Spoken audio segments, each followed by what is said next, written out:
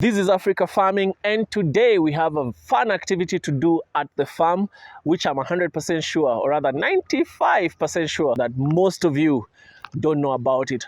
We're going to take a journey to my farm and we'll actually showcase you. In a minute, I'll be telling you what that is. But before that, I want to thank all those people who've been watching our videos, our subscribers, and all those people who've hit the notification bell so that they can be notified every time we have a new video released.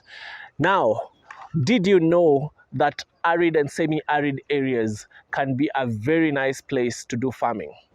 You didn't know that, right? So anyway, one thing about farming that you need to know is before you set up a farming system or a farming activity, you need water. You need water. That's the first thing you need. So in this particular episode, I'm going to go to my farm to test whether there is water.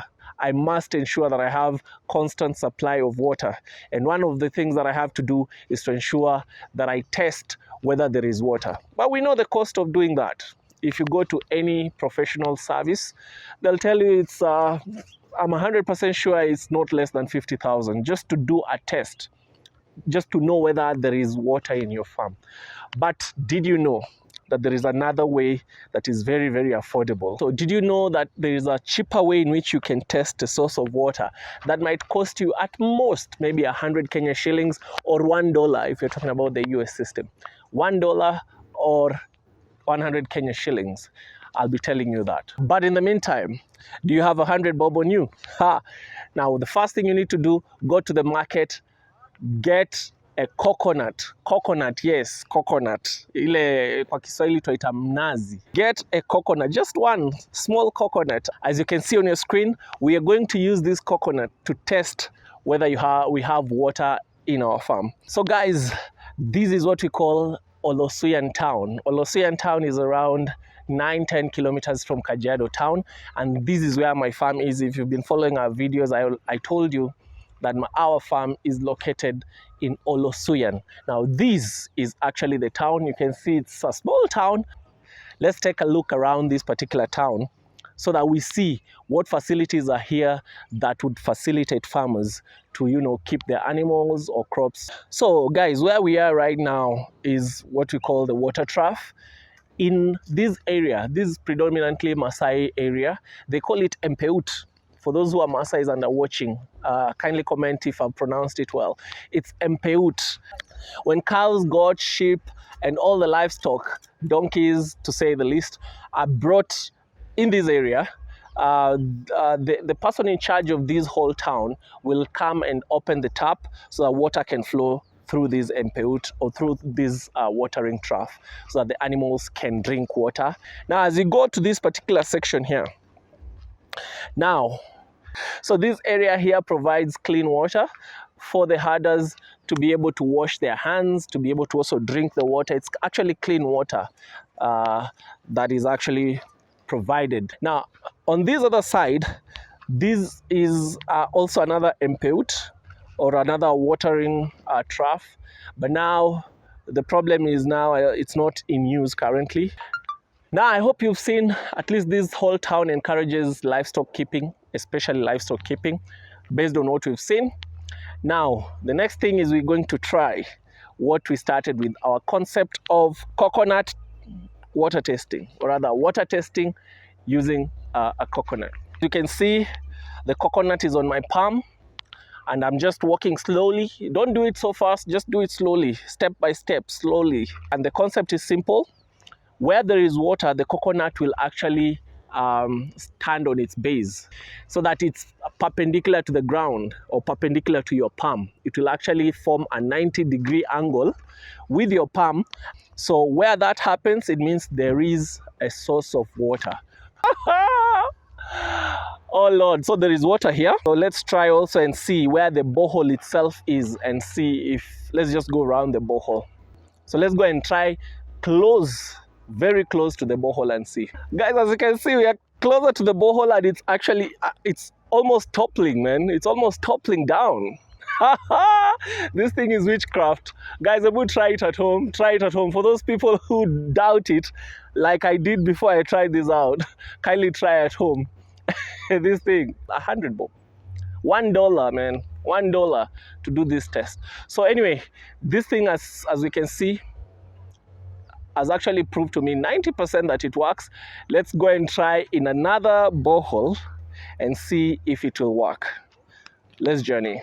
So guys, this thing, actually it's giving me positive vibes. These positive vibes, I'm gonna use this. I actually thought I was gonna spend a lot of money just to locate where a water source is in my farm. So at least at this particular point in time, I'm happy. Now, guess what, guys? Before we, as we were just finishing this particular test, around Masai area, you cannot just do anything. People will come and ask, especially if you're strange to the area. It's just some sort of Jumba Kumi initiative that naturally they do. So some 3 guys came. We met these 3 guys.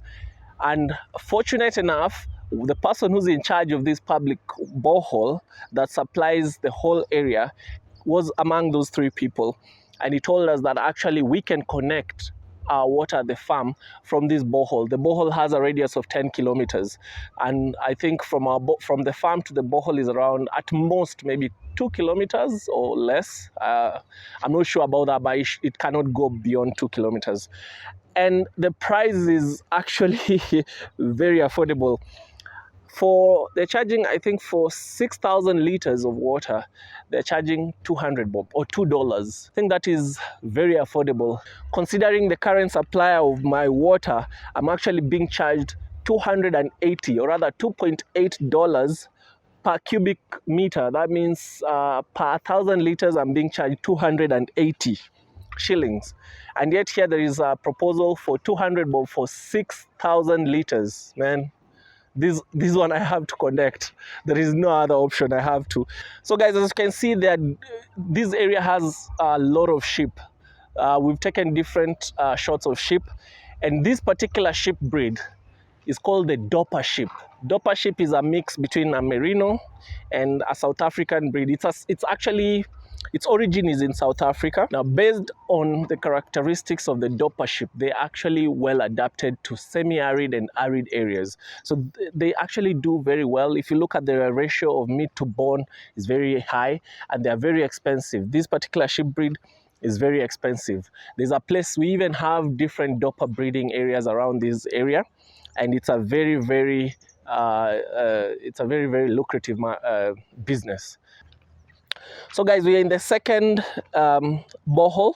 Now this borehole was sunk by another real estate company that wanted to do greenhouse. If you look at this particular borehole, it looks more of an abandoned borehole than an operational one. So there is my palm with my coconut. I'm not feeling anything, and the borehole is here. I'm not feeling, okay, nothing. You can see there is some water on this other side.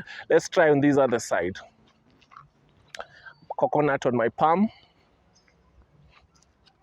Slow, step by step. Guys, you can see it's rising. It's rising. Haha, rising. Oh my goodness, rising. And here it's actually gone perpendicular to the ground, and it's almost falling. Yeah. But there is water here where I'm standing. There is water here. You can see the coconut has risen to the perpendicular position. So I think this particular concept works. When you're alone, try it out. Now, the next place I'm going to try this thing is at my farm, because there is no water in my farm. I want to try now where there is no water and see, but there's a place I suspect there is water. I'm going to try it out around that particular area and see if we'll find anything, now that at least I've confirmed in places where there is water that this thing works. So let's go and do our coconut test. So guys, this area has naturally just developed a circular shape around my farm, and it's not because somebody dug or anything. It was just naturally formed. And I wondered, I even asked my farm guy what exactly happened. He told me he never dug anything around that place. So it actually formed, and you can see even the grass around it is not the normal grass like the other areas in the farm. So personally, I'm suspecting there is a lot of water on this particular section. So let's try it out with the coconut. Guys, there's water in my farm, man. There is water, a lot of water here. I hope it's a lot of water, and I hope the water table is wide enough so that I can have, a constant water supply when I'll think of drilling. Let me try and see the width of this particular water table and see. Hey, man, I'm happy. I'm one of the happiest people. This area is very difficult to find water in your farm. So if you find water, like the water table is in your farm, you are one of the luckiest people because you can drill a borehole. Most people around this area, I'll tell you, do not have this source of water within their farms. That's why there is the public borehole where they can actually connect. And this is what I thought all along, that I bought a place that does not have water. So at least I'm hopeful that I have water in my farm where I can drill my whole borehole when I'll think of doing that.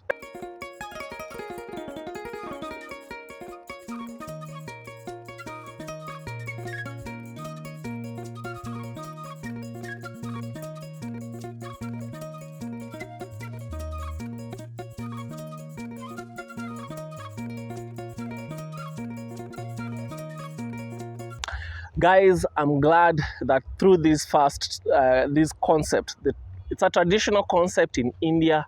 I actually saw it in an Indian video. So I'm actually glad that I've used it and found a source of water. So the next thing I'm gonna do is to bring now the professionals, because now at least I know for sure that I might have water in this particular area.